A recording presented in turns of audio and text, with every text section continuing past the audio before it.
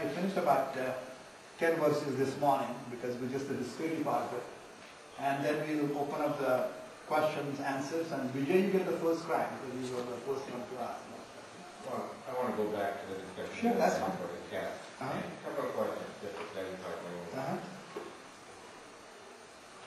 In the Varna that you explained, seems like it's a hierarchy, Brahmin, Kshatriya, Vaishya, and Shudra. How did that come about? And the second question is, you also mentioned that at least in the old days, people would migrate from one Varna to another Varna. It seems like that starts from there. Right. Okay, good question. You see, the hierarchy started not from the Brahmins as much as based upon the toughness of the ethical and moral standards. So, if you are held to the lowest standard, which is the legal standard that we use in Washington these days, then that was Shudra. Okay? Whereas, if your moral and ethical standard really moved up to a consciousness level, your conscience was the only standard on which you based your correct or not so correct decisions, and you did not use the violence of any kind, control all your natural reactions to the bare minimum, and spend your time in teaching, educating, refining, helping other people in a non-violent way. That was the ultimate part. That's how it came out. The standards were the highest. You understand, Vijay, that anytime anybody who is in power has a tendency to get corrupted. Just take simple sun in the sky. When the sun is rising in the morning, it's beautiful. The sky is colorful. Those rays that fall upon you, Ayurveda tells us is the healthiest part between 9 and 11. That's why the sunlight in the summertime falls directly on the eyes and the face of Varadaraj in our temple. But when the sun rises to the top of your head at between 12 and 2, even that sun becomes intolerable for us. You understand what I mean? So anybody who tends to get power has a tendency to get too powerful for its own good and become uncomfortable for people around. So also for the people in the so-called higher Varna, Brahmins, because they are spiritual leaders, if they don't keep all their emotions in control, they can misuse your power. And from time to time, as you will see in my article subsequently, there were situations where even though your family members were not properly trained or educated, just because you were in a position of power, you could appoint them as Brahmins or presidents. And that creates a havoc in the society, as we already experienced it. So you need to have proper qualifications to be recognized of a particular word. So that is a failure of the spiritual and the administrative leaders in the society from time to time. At the same time, there are enough spiritual leaders who got up from time to time to wake up the society and bring them back in the correct direction. That was the first part. Is that what you were asking? Does that answer both the questions? Okay. Any other questions? But the key is, I learn from both kinds of teachers. From good teachers, I learn good things. And not so good teachers, I learn what not to do. So everybody is our teacher in the 21st century. Yes, Nirja. Not to dwell on the caste system, but you cited examples of teachers becoming Brahmins, etc. Oh yeah, okay. Is there any example of Shudras moving up Oh, as a matter of fact, a lot of saints in Maharashtra, they were treated as Brahmins. I'll give you the names. Sauta Mali, Gora Kumbha, Namdev was a tailor. So that lots of these people were treated exactly the same way as Brahmins were. So the profession did not make any difference. And there are a lot of saints in every part of India you'll recognize as the ultimate teachers. When you reach that level of spiritual enlightenment, nobody really finds out what family he or she was born in. So that's the key part of it. Label doesn't make any difference. Ambedkar was who wrote the Indian Constitution was so-called untouchable. But as a matter of fact, he worked hand in hand with my grandfather writing that part of Indian Constitution, and my grandfather was born in the Brahmin. So it didn't make any difference. Yes. Valmiki was the shooter too? Valmiki was a fisherman. So he was also, if you want to call it in that way, he was also a shooter. He was besides a highway robber too. Yeah. Yes. So you said that you just gave an example that the legal system or whatever they decide in Washington will always. Oh, forget Washington. That's right. Yeah. No, but Just to keep you away. no, just for the modern thing. But my question is, there is a doctrine that you should keep church and state separate. Now, to get the ethical and moral standard, you need church or you need religion. Sure. Or it may be Christianity, Hinduism, whatever. So, why there is not an attempt to bring spirit in the letter of the law? Why people are not doing that? I mean, why we are always fighting for equal rights and not the spirit behind the rights? I mean, it's a dilemma for me that why the modern thinkers have decided to keep church and state separate. Well, it's a big question to answer, but only thing I can tell you is this. Nobody can change anybody else except yourself. Only person we can really influence and change is ourselves. So if we maintain that standard that we're talking about, you'll be amazed as to how many people around you look up to you and try to emulate you too. When there are enough number of people with a righteous attitude, and not simple attitude, but actual actions to that effect, then the society at large will get better. And who represents us in Washington? That's a cross-section of our society. The people in Washington, even though I may be appearing critical, to me it reflects our society. So that our mission, should you decide to accept it, is to change ourselves first. Make the society's standards of ethics and morality the highest. Then I can assure you the people in Washington too will maintain the same standard. Rather than going that way around, I like to go ground up because that's the only thing I can do. I can change myself. Yes. Bill, you get a crack at me. This is Professor McDonough from St. Catherine's. You're always very hospitable to us. Thank you for having us. This is not exactly where you are, but I have Gandhi's commentary on the Gita in front of me, you know, and we're studying Gandhi. In general, my question is what as a commentator on the Gita, what do you say about Gandhi? But could I read two short things he says, and then invite you to tell us about it? Sure.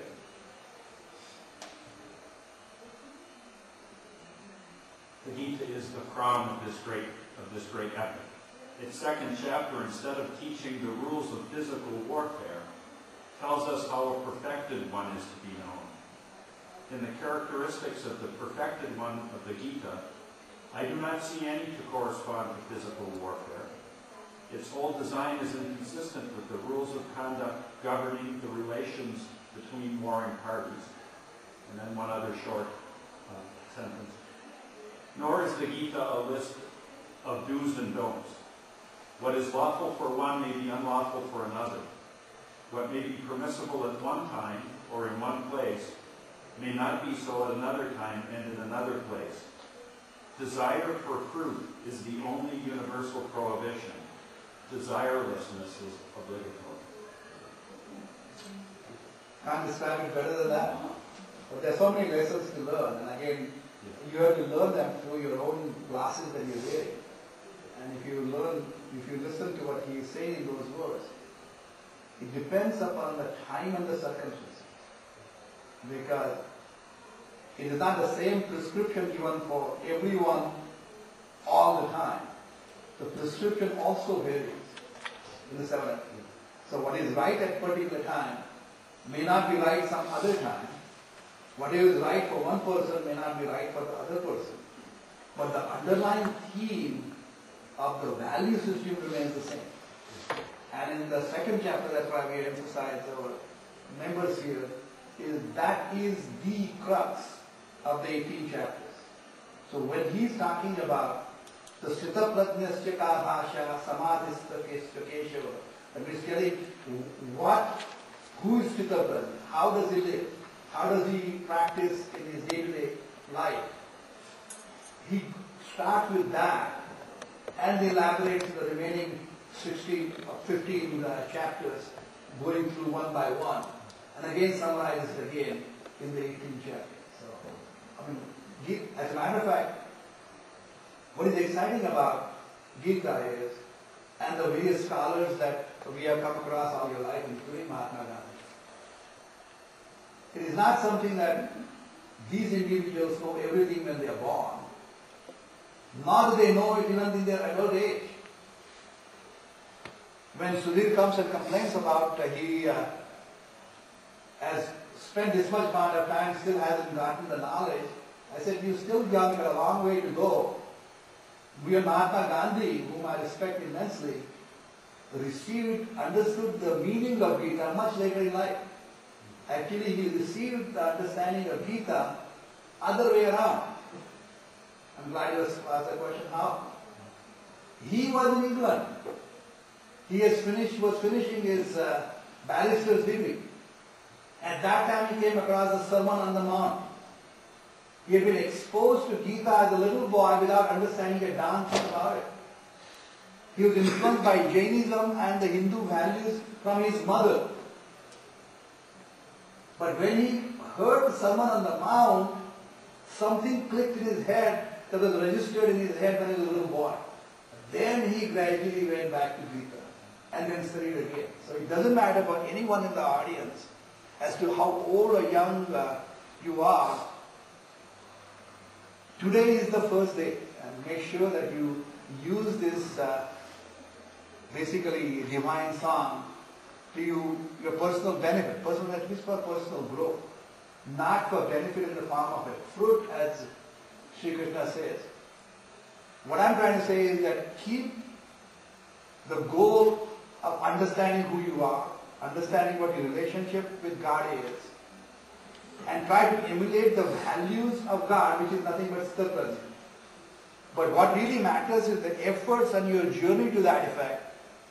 Don't ask the question like your children ask you in your driveway, are we there yet? So be patient, that's the key part about it. And that is, are we being there yet, is my fruit already there? That's exactly what Mahatma Gandhi said. Thank you. Thank you. Any other questions, Sakana? Kumud? Sorry, I was a little late here. No, okay. Because I think before you came, I think I just was finishing the caste system. You read that out. Yeah. Yes. Good. Vijay. Just expanding on what Bill said, the prescription changes in your field. That depends on how serious the illness is. You give a different prescription. You're still a doctor. Now, it all depends on the doctor who's prescribing. And I think all of today's discussion probably gives a lot of credibility, a lot of responsibility on the person who is leading that effort.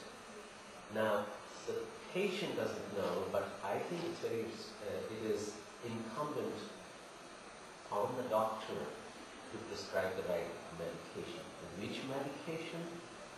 We do not know. And I think what's happening through our works, going beyond Hinduism, is that those who perceive or those who claim to be experts prescribe the wrong solutions, wrong medicines, and keep claiming it. No, it's the same medicine. You can't use the same medicine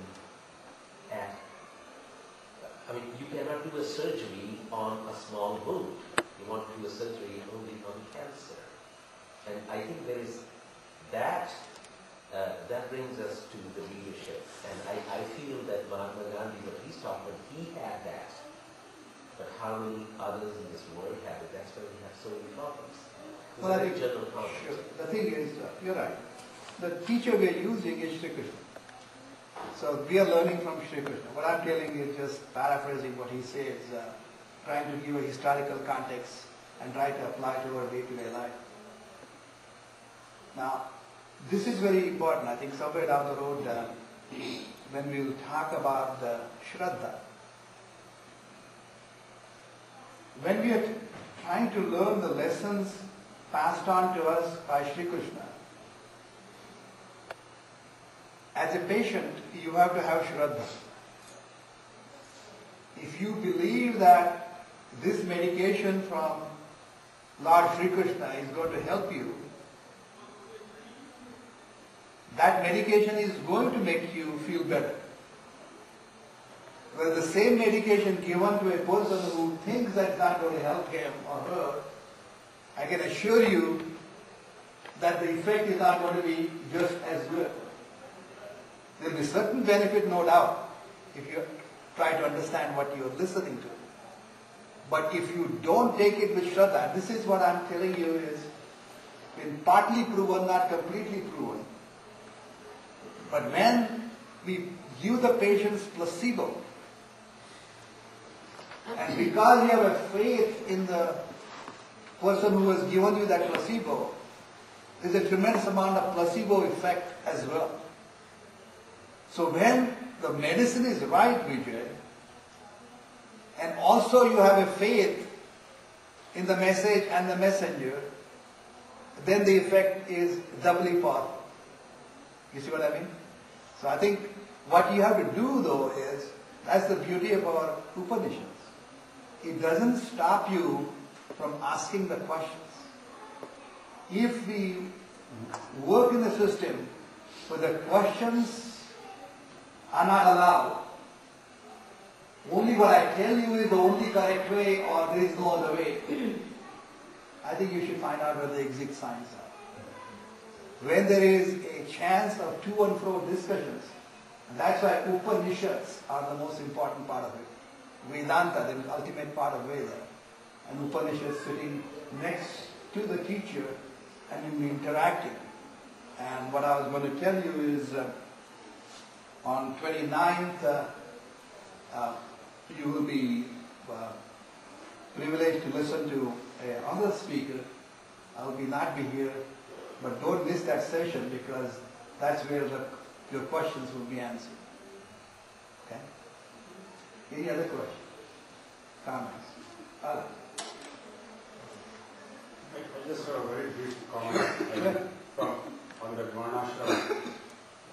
What I interpret from whatever you say and whatever knowledge I have is Shudra is the one who will do anything to make money. Vaishya is, if there is a choice between duty or consciousness and money, he would still put money at a priority, but he would still respect that he has some duty towards his consciousness.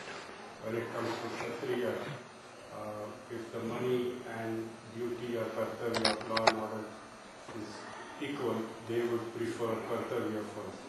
And Brahmins are the ones who put kartavya or ethical and moral values at the top. So, no matter in which school you are born, you can always try to be Brahmin. And even if I am a businessman, in my profession, I can try to be a Brahmin too. Well, I mean, that's a generalization that you're making. At the same time, as Sri Krishna says, Vidya Vinaya Sampanne Brahmane Gavi Hastini Shunishchaiva Shvapakecha Panditaha Samadarshina. So that in the eyes of Panditas, those who knowledge, all these entities which I just mentioned are equal in the eyes. So you may label it a generalization at this time. But the people who know it are able to see the divinity in every one of those entities. And who did he mention from the batting order? Brahmin, endowed with knowledge, vidya. But that's not only vidya that is enough, but coupled with humility, vidya vinaya sampanna, Brahmin. Gavi, that means a cow, a family member who gives us the milk and the nourishment for the children and the entire family member. Hastini, that's one who is able to do the farm work and lift the logs and take care of that part. Gavi Hastini. Shuni, that means dog. A pet dog is just as equally important. Shvapaka. Shvapaka is an outlaw. Even a convict, even if he has done something inappropriate and is an outlaw, you have to separate the action from the actor. You have to separate his ill act as unacceptable with proper outcome.